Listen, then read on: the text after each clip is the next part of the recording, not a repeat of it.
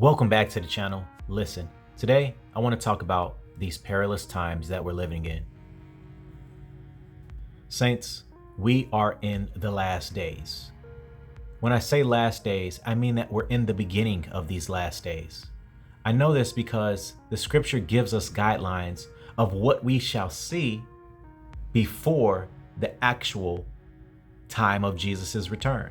He says that there will be storms. He says that there will be earthquakes. He says that there will be all of these different types of signs to warn you of the last days. But don't worry, these are just the beginning of the last days.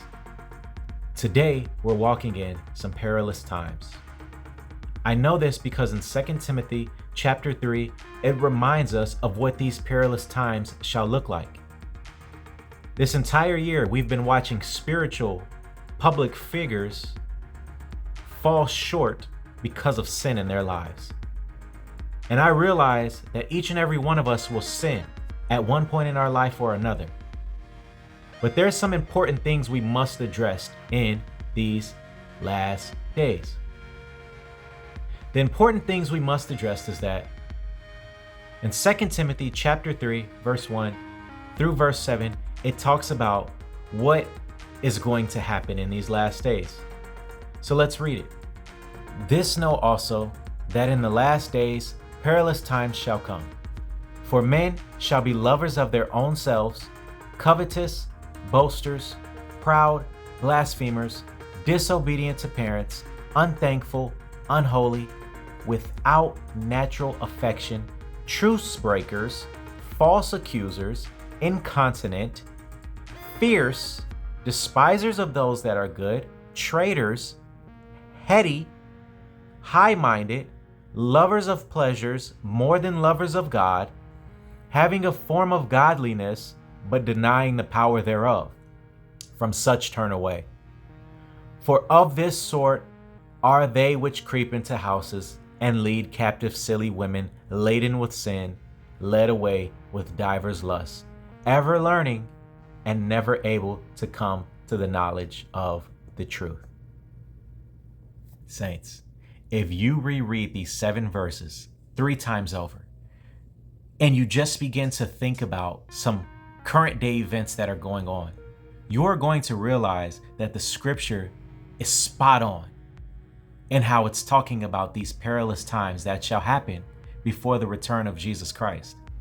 The one I really want to emphasize on today is having a form of godliness, but denying the power thereof. There are so many leaders in today's society that have become idolized because they have a form of godliness. They have a persuasion of having sanctification. They have a way with words, but they honestly, deep down in their hearts, when they go back after a Sunday service and they go back to their regular lives, deep down in their hearts, they lack the faith that God intended for them to have. They lack the integrity that God intended for them to have. They lack the sanctification that God intended for them to have. And so they get this, they've become so idolized by the people in their congregation and their followers. But inwardly, they're as ravenous wolves because they truly do not even believe or walk in the gospel that they preach. We are in perilous times, saints. And there's something of importance from reading 2 Timothy chapter 3. These individuals and these characteristics that we've just read about, examine your circle group and start to think about really, truly, and sincerely who it is that you hang out with on a day-to-day basis. If they're exhibiting any one of these characteristics, any one of these traits that we've read about, having divers lust, the King James Version they're going to keep it Shakespearean, they're going to keep it Old English like, right? Divers lust. I'm not even sure what divers means exactly. But it says, and let's jump back up. For men shall be lovers of their own selves. Do I need to expound on that? Maybe in a longer form video, I'll expound on that. But I know a lot of you know what I'm talking about. They shall be lovers of them own selves. They will be jealous individuals. They will be boasting. They will be proud. You see those rich people all over YouTube boasting about their Bugattis and the extremely expensive items that they own or may rent.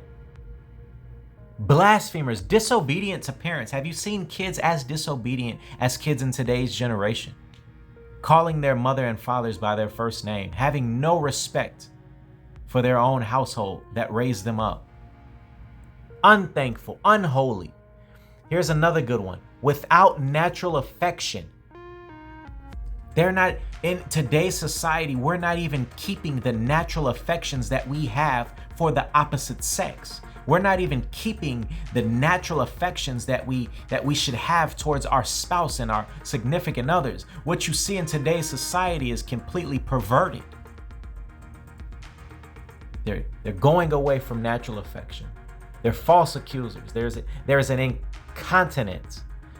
They're fierce. They're despisers of them that are good. You ever think about these individuals in today's society that just want to do the right thing, but somehow, some way, they're always ridiculed and persecuted for simply wanting to do the right thing? Scripture reminds us of this. They're traitors. They're high-minded. They're lovers of pleasures more than lovers of God, having a form of godliness, but denying the power thereof.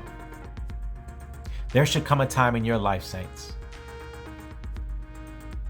where you have nothing else but you and God. And you realize that it's in that place of solitude with God where you're truly revealed to who you are and who God is in your life. And when you've come to grips with the fact that you are nothing without Him,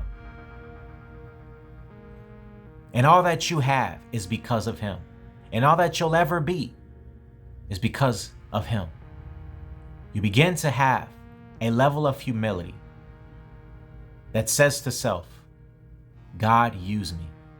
Allow me to decrease so that you may increase. Saints, I want you to be encouraged today. Don't fall into this trap of becoming like what the world wants you to become. Don't fall into this trap of wanting to be like everyone else.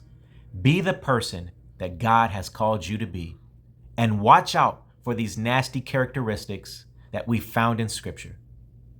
I love you all, and be blessed.